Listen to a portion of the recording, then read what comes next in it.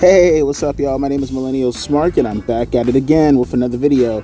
Again, the audio quality is going to be absolute dog shit on this video right here. I'm currently outside at the moment at my job, and they're renovating inside of the building, so I have to do what I can in order to block out all the wind noises. So I said, okay, here, this is what I'm going to do. I'm going to open up my bag. I'm going to put my phone inside of my bag, and I'm going to talk in the phone inside of my bag. I had to fucking go in the back of the building so no one can see me because I look fucking crazy right now. But I gotta talk about this because, like I said, if anything were to pop off, I have to go out of my way to talk about it, and this is kind of crazy. I read the article already. The sports world, by the way, link is down in the description box below. The sports world was stunned when news broke that the Dallas Mavericks traded 25-year-old superstar Luka Doncic to the Los Angeles Lakers for 32-year-old star Anthony Davis. It is arguably the biggest trade and most shocking trade in NBA history, given the players involved in their projected trajectories.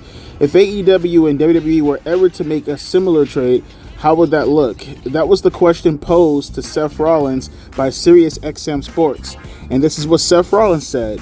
You'll make some headlines with this one. I don't think there's anybody in AEW that's on the level. That's wow. You're probably looking at it. If you're looking at LeBron, that's like a John Cena level guy. I'd be looking at John Cena for an MJF maybe.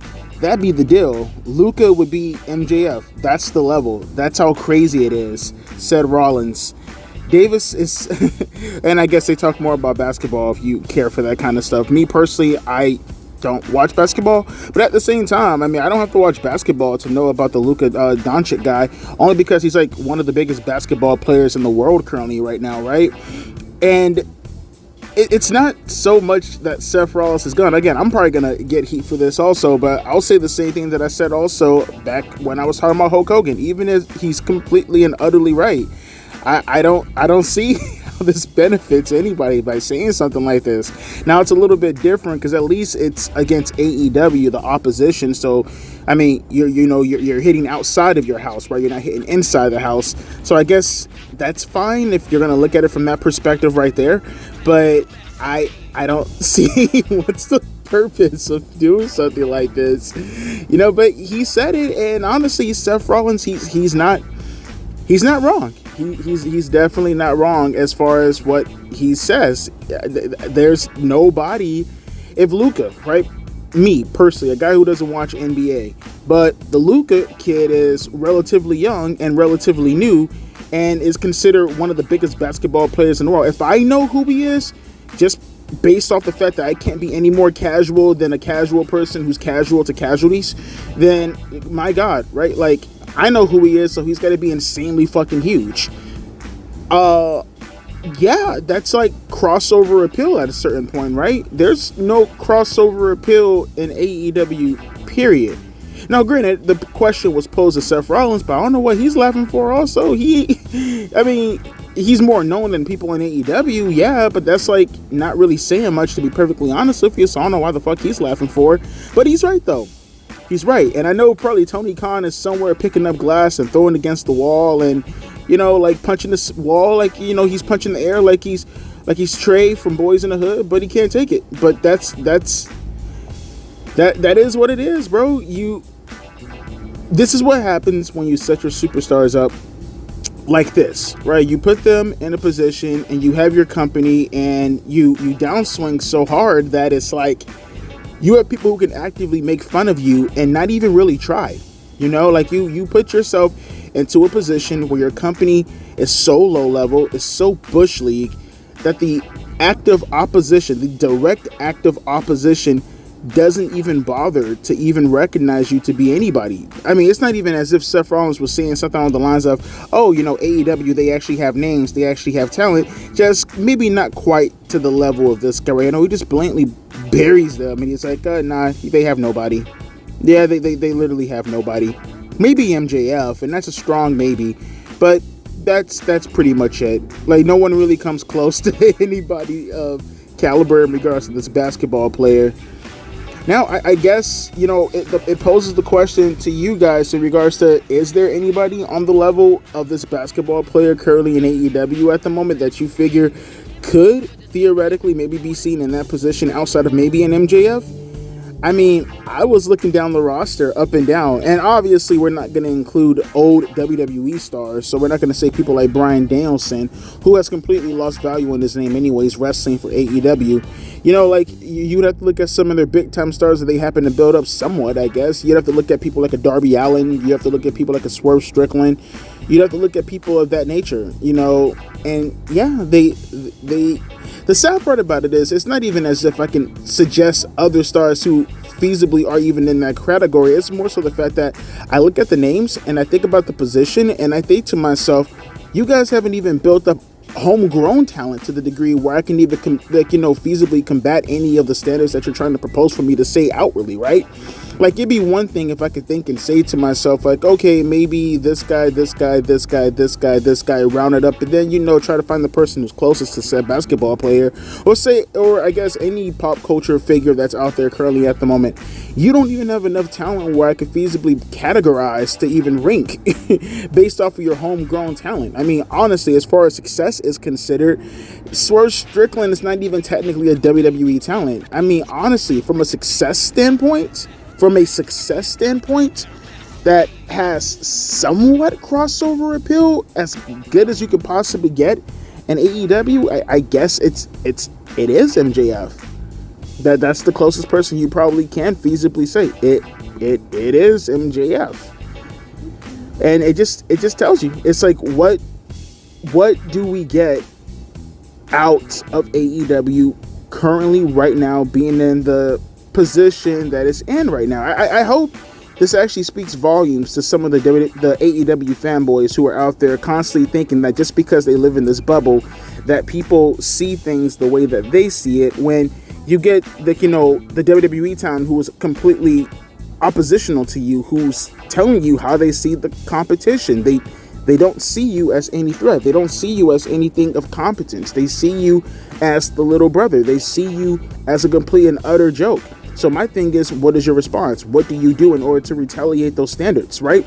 Now, one person may say to themselves, you go out of your way and you put all the power behind one superstar, get him massively over, and let it be a trickle-down effect like they did Austin back in '98. But that's not the standard that they want to abide by. When you have people like Tony Khan in a leadership position who cares more about equity, and inclusion and all this other kind of stuff. And don't get it twisted, WWE is kind of the same way also, but they can actually afford to be in that position because they're the big dog in the yard, right? They can afford to make these ludicrous type of decisions, in my opinion, in regards to constantly featuring talent that don't need to be featured, but because of, DEI initiatives, I guess they do it on a case-by-case basis, but they do it. Whereas you have AEW who does it, and it's like, dude, you get nothing out of it. I mean, again, maybe Swerve Strickland, but it's very, very debatable if you want to include him as an AEW guy. Maybe because he made his name in AEW very similar to a Tony Storm, but he's not technically what I would consider a homegrown talent, because he's not. He's I don't know, the closest thing I could possibly say is that you bought him from the grocery store and you made him in the microwave, but he's not necessarily something that you went out of your way to cook from scratch. That's the best comparison that I can say. If you want to say MJF picked from obscurity in order to be used to grow, I can say MJF, even though he came from MLW. But again, you picked him from obscurity and you made him into a name, right? Or I guess he made himself into a name, but used your platform to do so. Swerve Strickland was already a name. You just made him a bigger name. Tony Storm was already a name. You just made her a bigger name, or you gave her a platform, or gave him a platform to make a bigger name for themselves. I'm just saying, bro. I hope this is a huge slap in the face to AEW. I hope that most of the talents who currently are involved within the company right now sees this as disrespect and think to themselves that, well, okay, this is how they see us. Maybe we should probably go out of our way to not focus on the, obscure things within professional wrestling that makes us not stand out. Maybe we shouldn't focus on things in professional wrestling that's so lowbrow and so damn near. I keep saying the word obscure, but I don't know how else to fucking convey that type of message without actually saying that. And hopefully this speaks volumes to the AEW fanboys. Again, they're most likely going to come after Seth Rollins and be like, hey, you're not that much big of a deal yourself, buddy. And to be quite frank, it's not like they're wrong, but at the same time, like I said, there's nobody in AEW currently at this moment who even, I'll put it to you this way. How does that make you sound then, AEW fanboys or AEW? Because I've seen some of those comments on Twitter. Oh, Seth Rollins isn't that big of a deal. Okay, tell yourself this. Seth Rollins in the company, arguably, you can say, because you have Roman, you have Cody, you have Punk. Maybe Seth Rollins comes fourth, right? Maybe. It's a strong maybe. Put it to you this way. If you have somebody in the company, and that's a strong, because you can argue Drew McIntyre in that same way, right? Let's just say fifth, because I probably would say Drew McIntyre over Seth Rollins.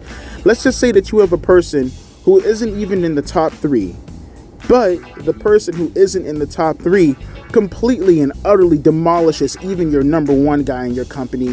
What the hell does that say about you? What the hell? What does it mean knowing that, they can take your guys and make them into bigger deals, better and more quicker and more, more consequential to the product than what you did? And it's not to say that, again, that hasn't in turn been for WWE, because again, they did wonders with Swerve Strickland and they did wonders with Tony Storm, but then look at Swerve Strickland and Tony Storm in regards to what they're doing currently at the moment. Look at the risk and reward that came with that based off of how you actually treated, your company as a whole. We just talked about this a couple of days ago. Swerve Strickland currently at the moment had the lowest drawn segment, and he was in the main event with a 3-week bill going to the main event of AEW last week. Tony Storm, same thing, wasn't too far away. You know what I mean? We may look at them as stars in regards to their positions within the company because we are in the wrestling community. But outside of that, no one gives a fuck about them. And I can tell you, Seth Rollins, at least with his given position currently at the moment, people know who Seth Rollins is more than anybody in AEW. And it's not even fucking close. And you're delusional thinking that he's not.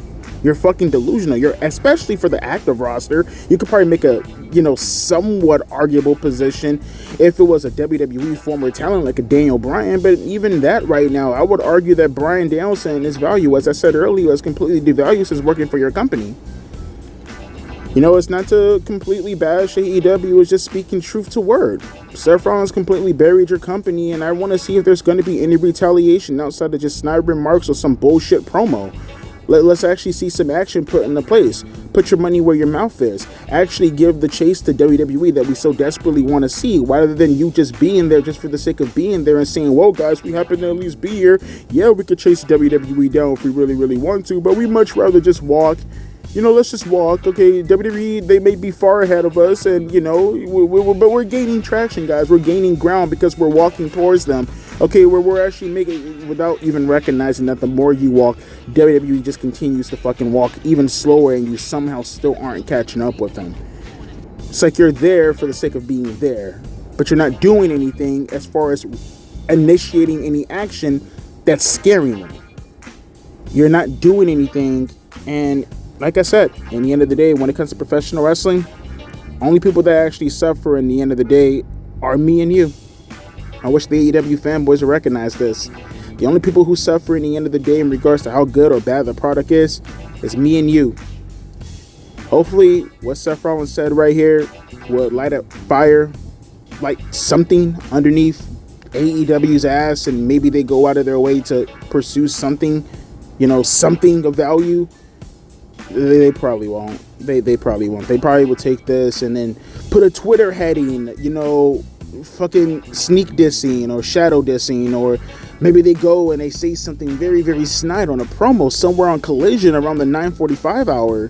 Fucking dorks.